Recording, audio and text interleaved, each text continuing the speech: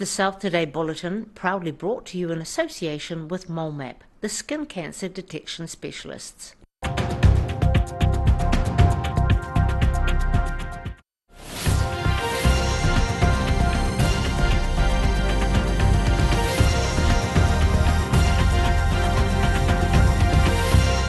Tonight on the South Today, a Dunedin man is riding the fast lane as a finalist in an international motorbike building competition.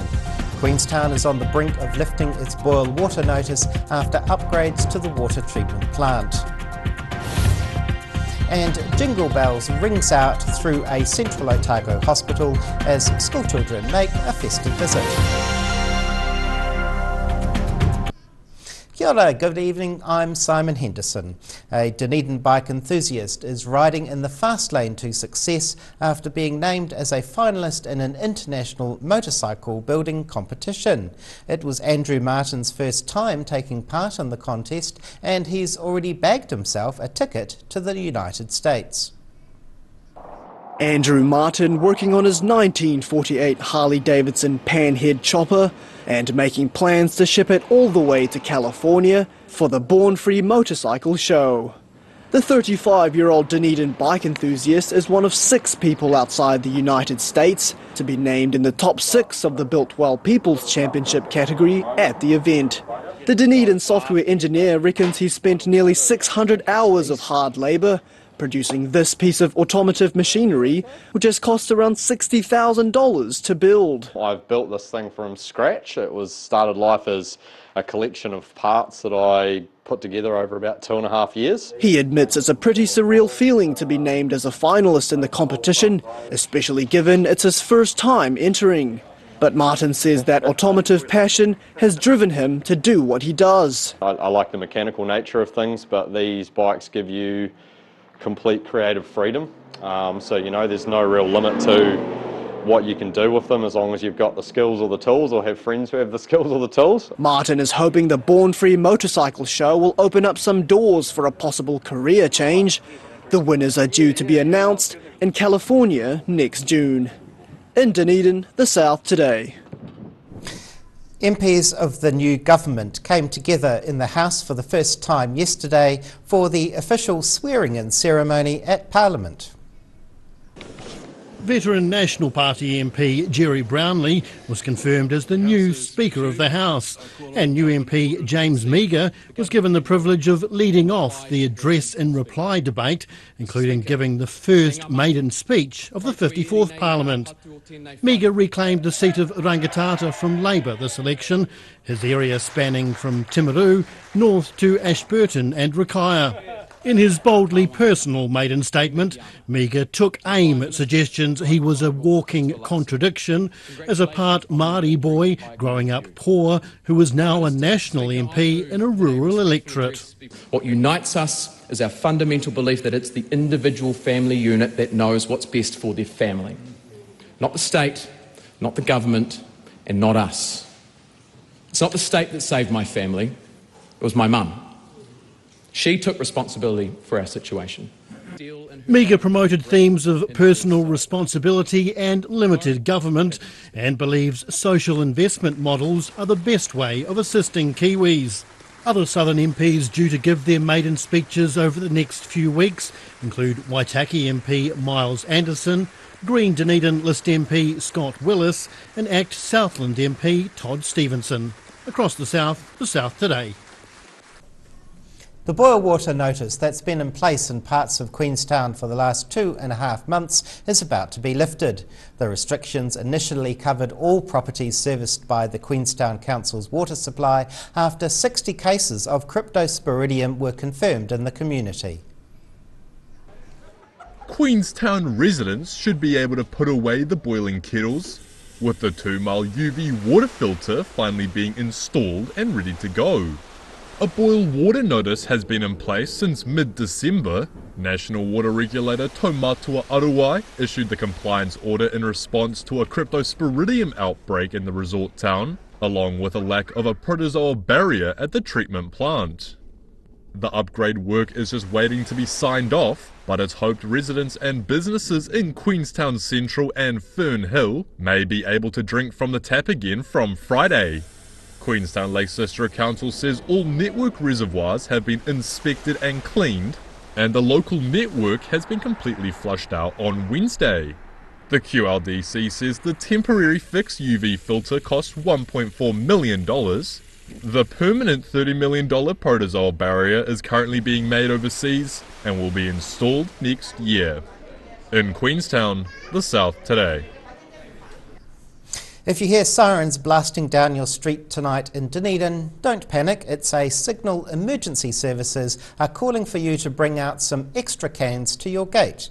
The annual Christmas Food Bank drive is being run tonight, where crews from the city's emergency services take to the streets, collecting cans to donate to local food banks. Around 250 volunteers have signed up to help with tonight's collection, with the goods rounded up set to help families over the Christmas season and summer holidays. Collections will begin in the suburbs from 6:30 tonight, with crews driving around the Dunedin city area until about 8:30 p.m.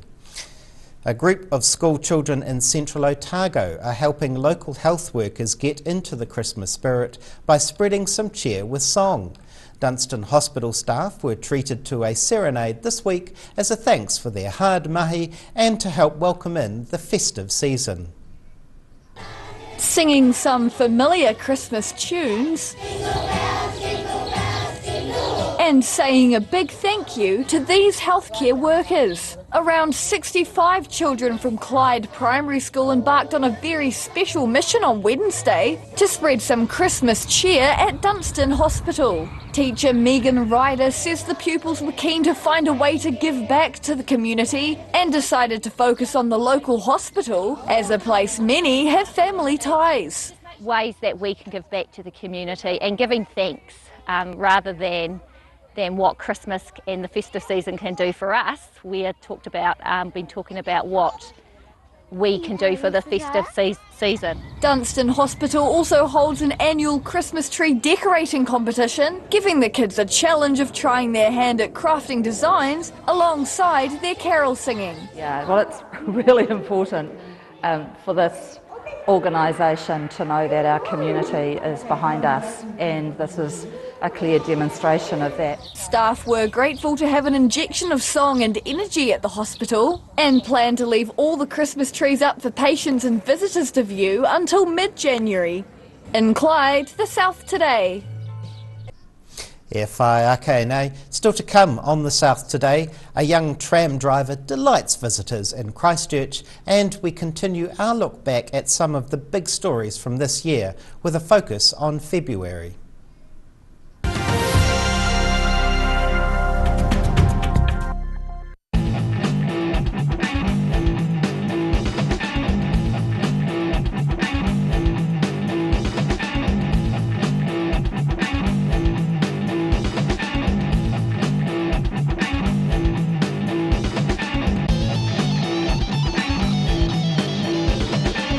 A poorly maintained heat pump can lose up to 35% of its output. The Mr. Heat Pump Cleaner team are experts. Their specially developed chemical wash is totally biodegradable. Call Mr. Heat Pump Cleaner and get the job done by the professionals.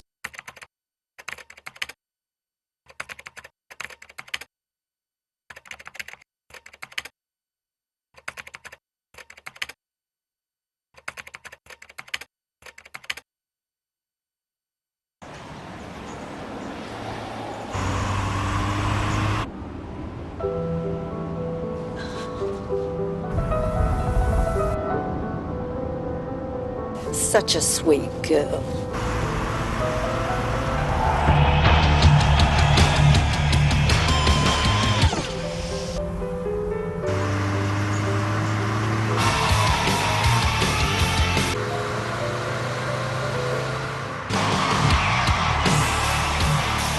What are you dreaming about? Just music.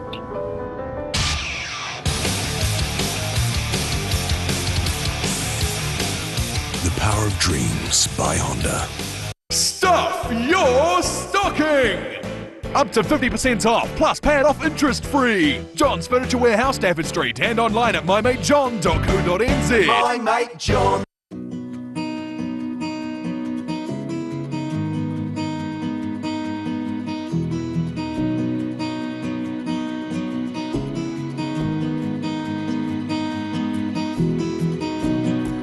Here at Age Concern Otago, we offer a range of services to support Otago seniors to age well with dignity and independence. We provide social work support, visiting service, health promotion and social activities. Check out what we have on offer at ageconcernotago.com. If you're at risk of developing melanoma skin cancer, you owe it to yourself to have a mole map.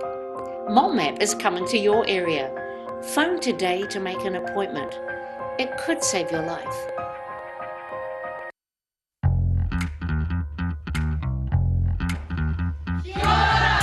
Welcome to Collections 23!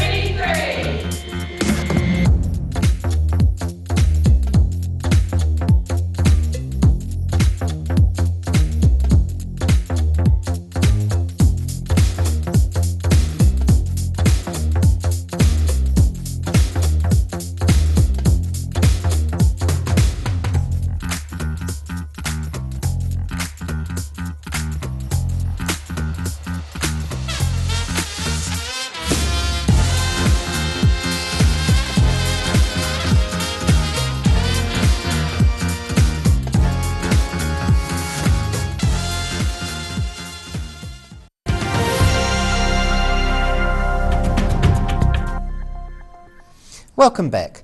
The Christchurch tourist season is well underway as the weather warms up, with the city's trams proving especially popular. One driver even enlisted his 4-year-old grandson to help him with passengers on his tram run, to the delight of the young boy and the visitors. Training up the next generation of tram drivers. Hope everybody's got insurance. Christchurch tram driver Barry Corbett surprised his passengers this week, enlisting grandson Daniel to help him out on his tram run as a special birthday treat for the young boy. It was his 4th birthday on Sunday, and we got him this tram driver's costume, which his grandmother made for him, all totally. And so today's the first day to wear it when he comes on the tram. He loves the trams, comes on them all the time, especially when Granddad's driving. The excited junior driver proved a big hit with the tourists, despite his lack of experience. Corbett's a well-known former radio presenter and Christchurch City Councillor, and enjoys using his gift of the gab to share his love of the city with tourists from all over the world. I started driving when I retired from council, so about, 9 years ago, and I just do it a couple of days a week. It's a great little pensioner job, and it's a bit of fun, you know. And 4-year-old Daniel seems pretty keen to follow in his granddad's tracks.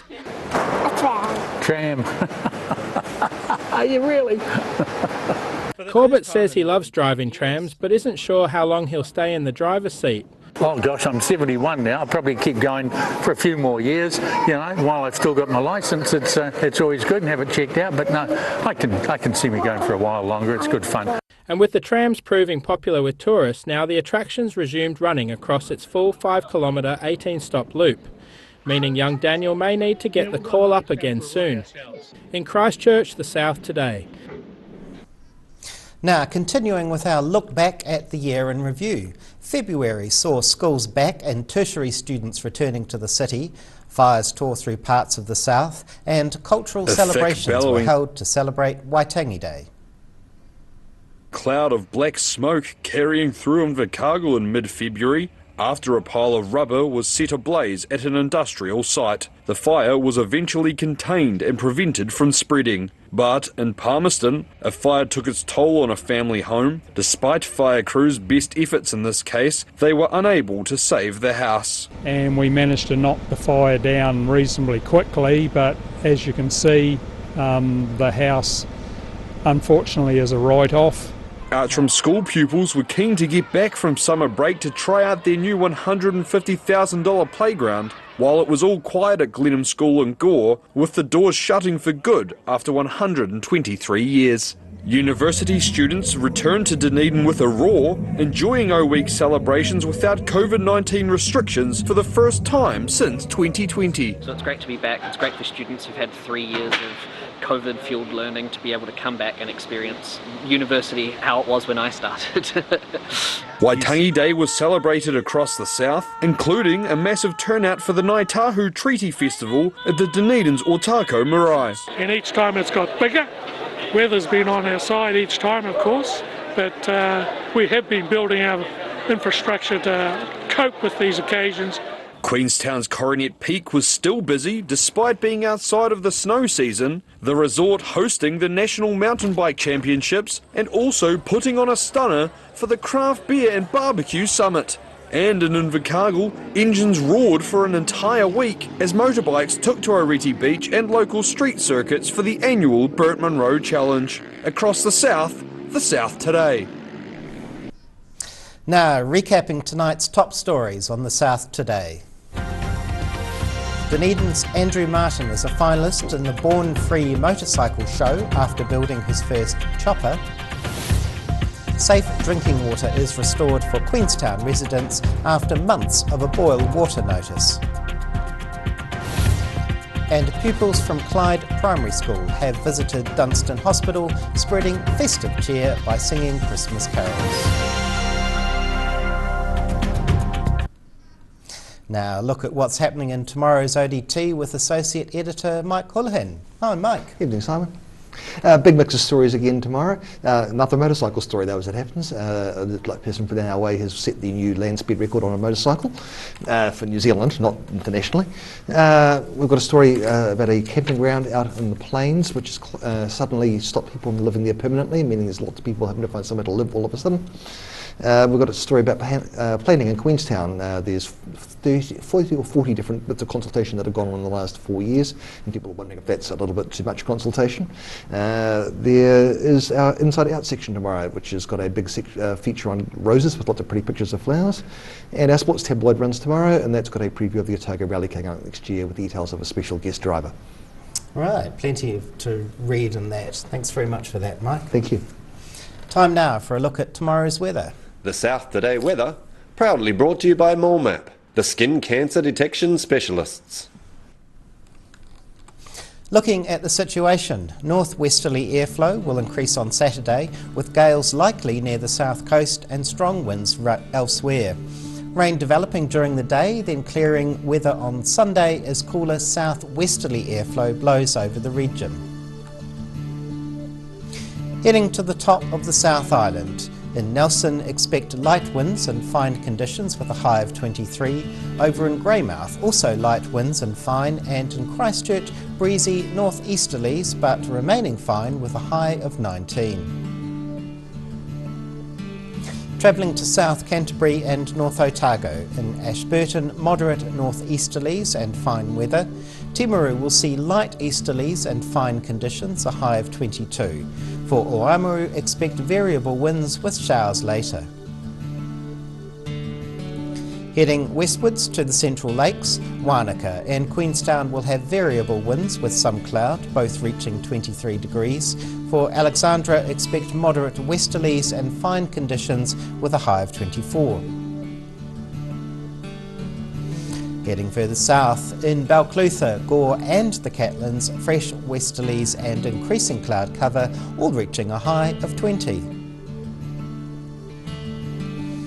Heading across to Invercargill, tonight it's looking cloudy with fresh westerlies. Tomorrow, cloudy with showers at times and fresh west to northwesterly winds. Gale force northwesterlies could develop on Saturday with periods of rain, with those easing to showers and colder southwest winds late in the day. Finally, heading to Dunedin, fine tonight with westerly winds, sunny periods at first tomorrow, but cloud increasing during the morning and some showers developing in the afternoon. Moderate west to southwest winds may tend northeasterly late in the day, becoming fine in the evening. Fine with high cloud on Saturday, milder with freshening north to northwesterly winds, a period of strong to near gale winds possibly late in the day, and some rain developing Saturday night. And that's the news this Thursday. For the latest news and videos from the southern region, head online to odt.co.nz. You can follow Channel 39 on YouTube to catch our news bulletins on demand, or follow us on Facebook, search for The South Today NZ to see our favourite stories from around the regions. We'll see you again tomorrow. Ka kite a papu.